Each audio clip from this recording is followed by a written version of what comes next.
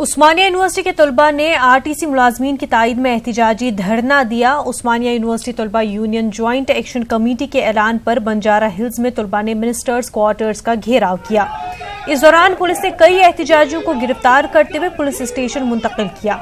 RTC JAC ने एक हफ्ता तवील एहतिजाजी प्रोग्राम तरतीब दिया है। आज आरटीसी मुलाजमीन रियासत भर के तमाम डेपोज पर धरना दे रहे हैं। इस बीच उस्मानिया यूनिवर्सिटी तलबा ने बंजारा हिल्स पहुंचकर मिनिस्टर्स क्वार्टर का घेराव किया और वजीर आला के खिलाफ नारेबाजी की।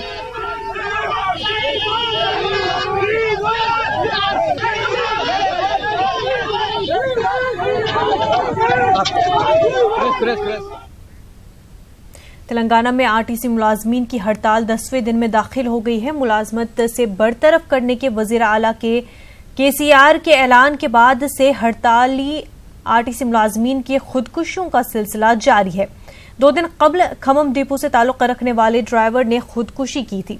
कल ड्राइवर की अस्पताल में इलाज के दौरान मौत हो गई। बीती रात हैदराबाद के इलाके कारवान में रानीगंज डिपो में कंडक्टर के तौर पर खिदमात अंजाम दे रहे सुरेंद्र गोड ने अपने ही घर में फांसी लगाकर खुदकुशी कर ली। आरटीसी हड़ताल के सबब नौकरी से महरूमी पर कंडक्टर ने एक कदम उठाया। जब से हड़ताल शुरू हो गई थी उस वक्त से वो परेशान था। महलूक कंडक्टर के मकान के बाहर सिक्योरिटी सख्त कर दी गई है।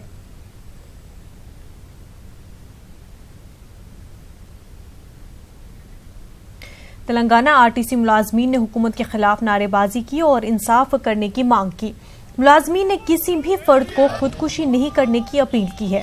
हुकूमत से आरटीसी को सरकारी इदारे में जम करने के मुतालबा उन्होंने किया है। केसीआर साहब हमारे पे गुस्से में है, सरकार दिख रहे, जरा हमारे ऊपर दया दिखाना। केसीआर साहब एक बार हमारे ऊपर देखो। हमारे कार्मिक सोदर पूरे हम लोग ठहरे हुए हैं। हम 9 दिन से अब जो चल रहा 10वां दिन है, हमारे को तनख्वाह नहीं है। वो पैसों के लिए बात कर रहे हैं। हम लोग क्या बात कर रहे हैं? आरटीसी गवर्नमेंट में मिलाना। आरटीसी गवर्नमेंट में मिला है तो पब्लिक को बेनिफिट है, हमारे को कुछ भी बेनिफिट नहीं है। पब्लिक को कहीं का बेनिफिट है बोले तो पूरे पास आ रहे थे, फ्री ऑफ कास्ट में फिर सकते, बच्चों को सब रहते ना, सब सहूलत मिलते। आरटीसी में बसा बहुत पुराने हो गए, सब बहुत बसा है, नए बसा लाओ। आरटीसी में प्रभुत्व में गवर्नमेंट में विलीनम करो बोल के हमारी मांगे है। हमारे सीएम साहब ऐसे नहीं थे, बहुत अच्छे सीएम साहब है। सीएम साहब को क्या हो गया? असल सीएम साहब है, नकली सीएम साहब है, हमारे तो समझ में नहीं आ रहा। फिर तेलंगाना का सीएम। हमारे नुमाइंदे संजय तिवारी हमारे साथ जुड़ चुके हैं। संजय, आपसे जानना चाहेंगे, जिस तरह से 1 हफ्ते से ज्यादा हो गया है आरटीसी स्ट्राइक का, लेकिन हुकूमत जो है अभी भी उतनी ही सख्त नजर आ रही है, बावजूद इसके कि 2 मुलाजमों ने सुसाइड भी कर लिया, लेकिन केसीआर जो है बिल्कुल अपने फैसले पर अड़े हुए दिखाई दे रहे हैं।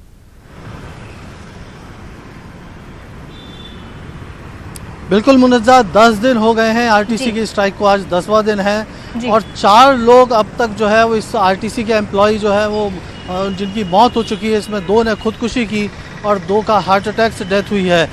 इस पूरे मामले में सरकार का रुख पूरी तरह से सख्त है। अब तक सरकार ने किसी भी तरह की नरमी के कोई संकेत नहीं दिए हैं। मुख्यमंत्री ने साफ तौर पर कल बैठक में ये साफ स्पष्ट किया कि वो कोई बातचीत नहीं होगी और नए कर्मचारियों की नियुक्ति होगी। इसके लिए सरकार जो है वो रिटायर्ड जो पुलिस के ड्राइवर हैं या आरटीसी के रिटायर्ड ड्राइवर और कंडक्टर हैं उनसे संपर्क कर रही है। अशोक लीलैंड कंपनी जिसने आरटीसी को बसेस प्रोवाइड की थी, उस कंपनी से भी सरकार ने संपर्क किया है ताकि उनके कुछ मेंटेनेंस स्टाफ को लिया जा सके और बसों का मेंटेनेंस किया जा सके। यानी सरकार किसी भी हाल में जो हड़ताल पे गए कर्मचारियों के साथ किसी तरह के समझौते के मूड में नहीं है, दूसरे रास्ते तलाश रही है। और यही समस्या है पूरी। जो आरटीसी एम्प्लॉय मजदूर यूनियन है उनका कहना है कि वो मर्जर के अलावा किसी भी उससे नीचे किसी शर्त पर नहीं मानेंगे, जबकि सरकार ने साफ तौर पर कह दिया कि वो कर्मचारी जो है वो नौकरी में नहीं है और वो नई नियुक्ति करेगी। तो ये डेडलॉक बना हुआ है और उसके चक्कर में आम आदमी भी परेशान हो रहा है और कहीं ना कहीं जो एम्प्लॉयज़ यूनियन के लोग हैं, जो कर्मचारी हैं, वो एक्सट्रीम स्टेप भी उठा रहे हैं। जी मुनज़्ज़ा। बिल्कुल संजय, और स्टूडेंट्स भी जो है आरटीसी मुलाजमीन की तायद में आगे आ रहे हैं। जो मिनिस्टर्स क्वार्टर्स है उनका घेराव किया गया था आज, और उसके साथ ही काफ़ी जो सारे जो स्टूडेंट्स प्रोटेस्ट कर रहे थे उनको गिरफ्तार भी किया गया है।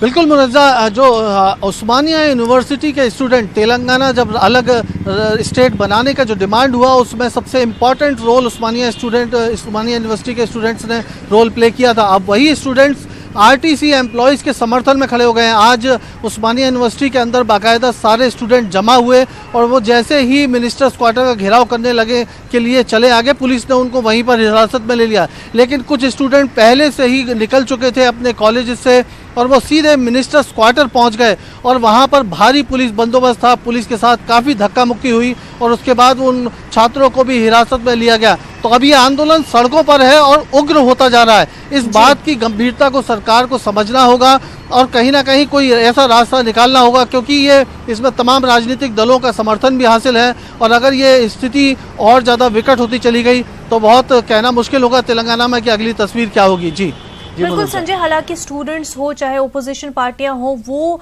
जो है सपोर्ट कर रही है आरटीसी के स्ट्राइक का, लेकिन बावजूद उसके जो गवर्नमेंट है वो काफी ज्यादा स्टबर्ननेस क्यों दिखा रही है? क्योंकि लोगों की जान जा रही है, कुछ मुलाजमीन ऐसे हैं जो खुदकुशी कर रहे हैं और कुछ का स्ट्रेस की वजह से दिल का दौरा पड़ रहा है, जान जा रही है लोगों की। तो इतनी भी ज्यादा क्या स्टबर्ननेस कि उसके आगे लोगों की जान कुछ भी नहीं दिखाई दे रही?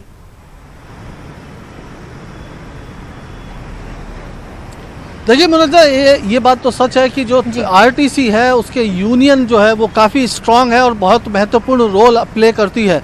उसकी यूनियन की ताकत को केसीआर बहुत अच्छे से जानते हैं और वो नहीं चाहते कि कोई भी ऐसी ताकतवर यूनियन या ताकतवर संगठन मौजूद रहे जो कभी सरकार को चुनौती दे या उनके लिए कोई आगे भविष्य में कोई समस्या पैदा करे। तो वो इस यूनियन को ख़त्म करना चाहते हैं और एक तरह से ये उनकी कोशिश तो पहले से है ही, लेकिन अब जब ये स्ट्राइक पर चले गए तो ये एक तरह का नाक का सवाल बन गया है। प्रेस्टीज इशू मुझे ज़्यादा बनता नज़र आ रहा है। दोनों तरफ से डेडलॉक है।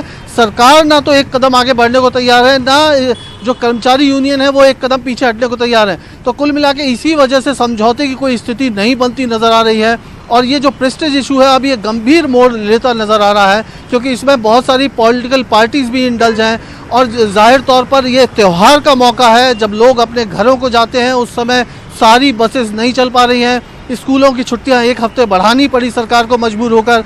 तो अब 21 तारीख से सारी स्थितियां सामान्य हो पाएंगी ये भी कहना बहुत मुश्किल है। तो इस स्थिति में जो है आम आदमी की परेशानी भी बढ़ेगी और कहीं ना कहीं उसका जो असर है वो सरकार पर भी पड़ेगा। सरकार इस हीट को महसूस कर रही है, लेकिन कोई रास्ता निकलता है या सरकार की तरफ से कोई बैकडोर किसी तरह का भी कोई बातचीत हो रही हो ऐसी जानकारी अब तक हमें नहीं मिली है। जी बिल्कुल संजय, गवर्नमेंट का काम होता है कि सर्विस प्रोवाइड करे लोगों को, लेकिन तेलंगाना सरकार का ऐसा लग रहा है कि ईगो हर्ट हुआ है और इसी चक्कर में अपना ईगो बरकरार रखने के लिए वो शायद अपना मकसद जो है, अपनी ड्यूटी जो है वो कहीं ना कहीं भूल रहे हैं। बेहद शुक्रिया संजय आपका। आगे बढ़ते हैं। मरकजी वजीर अक़लियती उमूर मुख्तार अब्बास नकवी ने दिल्ली में मुनक़िदा NMDFC के इजलास में शिरकत की। इस दौरान मरकजी वजीर मुख्तार अब्बास नकवी ने अक़लियतों के फलाह बहबूद के लिए किए जा रहे तरक्याती कामों का जिक्र किया और कहा उनकी हुकूमत अक़लियतों की फलाह बहबूद के लिए हर जरूरी इक़दामात कर रही है।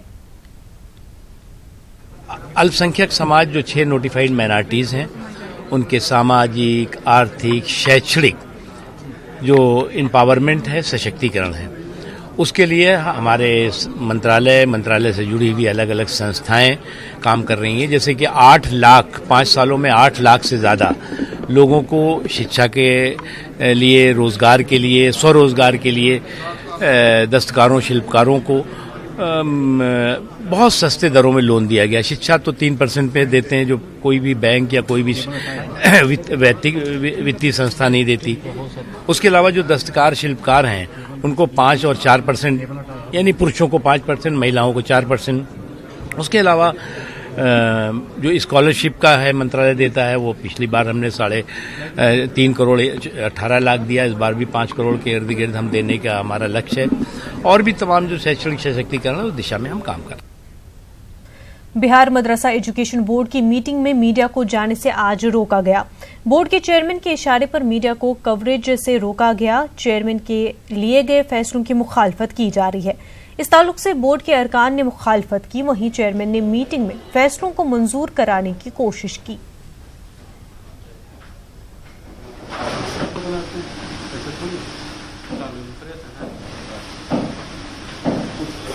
बाहर से भीतर बोला जाता है, बाहर से बोले तब हम आए कि हम आपके पास काय के लिए आते हैं। बाहर से भीतर बोला जाता है, बाहर से बोले तब हम आए कि हम आपके पास काय के लिए आते हैं।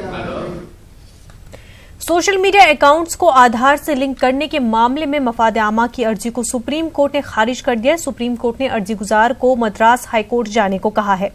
यह अर्जी बीजेपी लीडर अश्विनी उपाध्याय ने दाखिल की थी। उन्होंने ये अर्जी फेक न्यूज और पेड न्यूज पर काबू पाने के लिए दाखिल की थी। उन्होंने कोर्ट से अपील की थी कि आधार कार्ड से अकाउंट्स को लिंक किया जाए।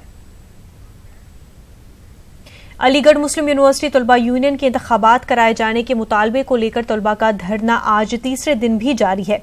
तलबा यूनिवर्सिटी के चिंगी गेट पर बैठे हुए हैं, जहां उन्हें मुसलसल तलबा की हिमायत हासिल हो रही है। तलबा इंतजामिया की सर्द मोहरी के खिलाफ एहतजाजी मुजाहरा कर रही है और जमकर नारेबाजी की जा रही है। मुश्तइल तलबा ने पुरानी चिंगी गेट को बंद कर रखा है और उनका मुतालबा है कि जल्द अज जल्द तलबा यूनियन के इंतखाबात की तारीखों का ऐलान किया जाए।